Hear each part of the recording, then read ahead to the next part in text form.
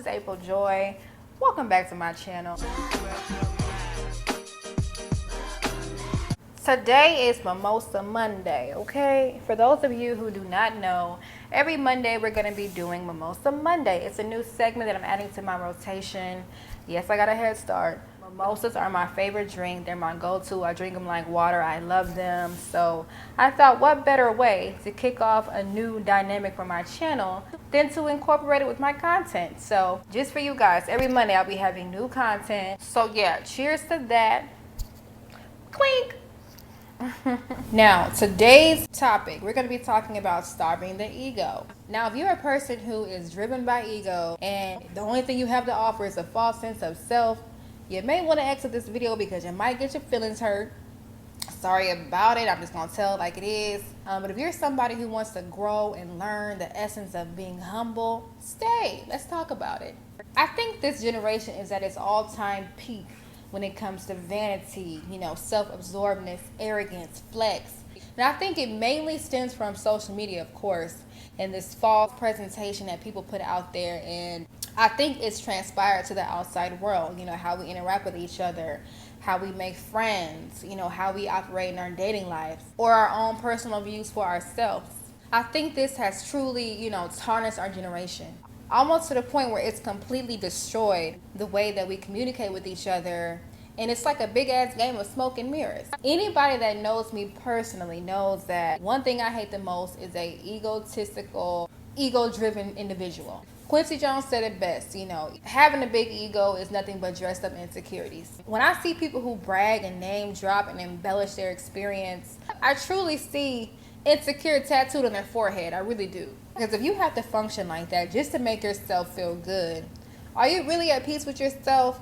Do you really see yourself as somebody who is worthy of the lifestyle that you're lying about, or that you feel that makes you better than somebody else? When people do stuff like this, you have to understand that not only are they trying to convince themselves, because they don't believe it, they're trying to convince you. They're so intimidated by you that they want to make you feel away because they know they can't live up to this false fairy tale that they're trying to lie to themselves about. I've dealt with egotistical people across the board when it comes to friends, when it comes to men.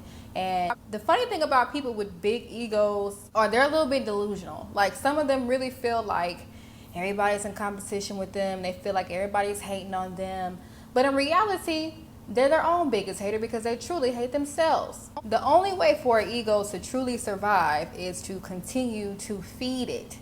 Just like parasites, the only way that a parasite could live is if the host that is supplying them continues to supply it. So we have to stop validating people. Stop, stroking people's egos. Stop feeding into the bait. Stop over complimenting people. Stop putting people on a pedestal. These people need their egos fed because they really need some convincing. They don't believe in themselves.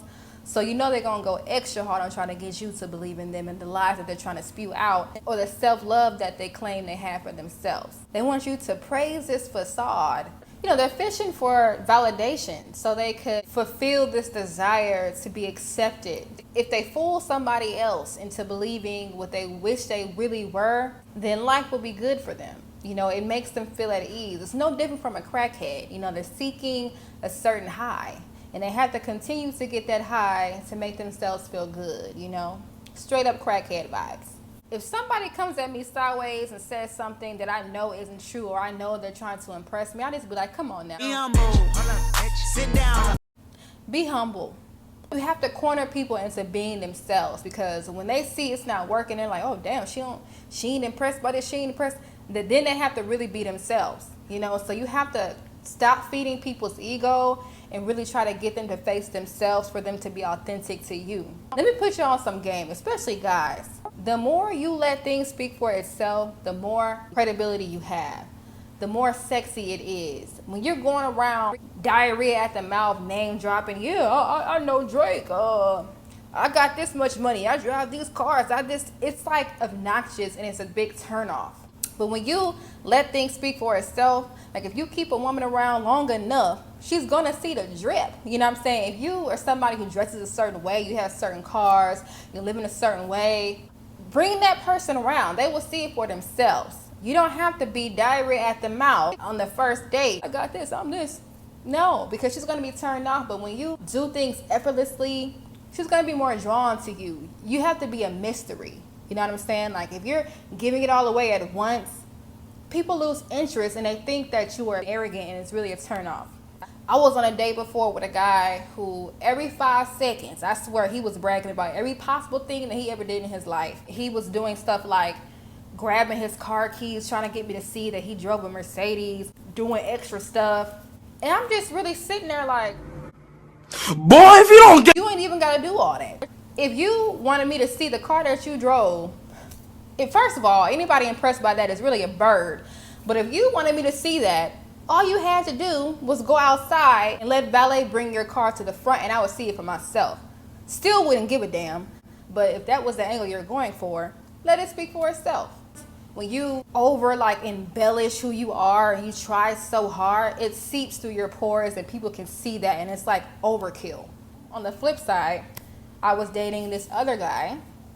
We were on our date and we were just getting to know each other. He told me he was a lawyer. Cool. He left it at that. Didn't really go into detail because, first of all, I feel like dates these days are interviews. Everybody is just so stern and just like, I do this. But it's like, let's let things organically flow, right? And that's what happened on that date. So he was just like, yeah, I'm a lawyer. And he left it at that. Didn't say anything else. Wasn't name dropping. Wasn't, listing on his credentials. He invited me to a Christmas company party, right? I had been talking to him for weeks. I arrived at the Christmas party, and that's when I realized that it was his law firm. And that was the sexiest thing to me because he could have been told me that. He could have been like, yeah, I got a law firm, I do this, I do that. And it's his right to say that if he wanted to. But I think it was more sexy that he didn't really try to impress me. He let me see for myself. Little stuff like that will have a woman like, oh, yeah, baby. It's a whole nother level of sexiness. It shows that you exude confidence. It shows that you love yourself. It shows that you don't value other people's opinions. When you let your drip speak for itself. If you're gonna brag about something that you're doing for the community. Brag about how well you treat your mom. Brag about, things that you've done that made a contribution to society. I'm trying to tell y'all, people who feel like they have to put their accomplishments in the forefront are truly trying to overshadow all the things that they lack in real life. And if you have to go to the extremes to do all that, you must know that you're really lame in real life. I'm sorry about it. A lot of people bust their asses to get all these accomplishments, all these accolades, not because they're driven by success, but because they're driven by ego. They feel like it's going to mask the shitty person that they really are. So we need to stop, looking at other people to feed our egos, and we need to be our own source of validation. Ooh, it's a lot of women out here, who swear up and down they the baddest, in the mirror 24/7, obsessed with themselves, on Instagram, trying to seek validation. And to me, confidence is quiet. People gravitate to confidence. People gravitate to people who love themselves. Because when you exude self-love, you're setting an example for how people should view you and how they should treat you. And all they can really do is follow suit. If all you're projecting to the world is how you look and the clothes that you're wearing, I promise you nobody cares. Do something influential. Do something creative. If that's all you care about, you will be forgotten about quickly. Because in 2020, it's bad bitches everywhere you look, okay? So if that's all you care about, I promise you, you're just going to blend in with everybody else. If you're not making a difference, you're just going to blend in. Cheers to that. Clink. To sum it all up, seeking validation and seeking others to feed your ego is a death sentence. Simply because you're neglecting the pureness of your authentic self. And all that means is you don't have the ability to attract the people or the opportunities that you want in your life without putting on a show and trying to persuade them that you're worthy. Let's do some inner work. Honesty is the best policy. There is no greater satisfaction than being loved for who you truly are.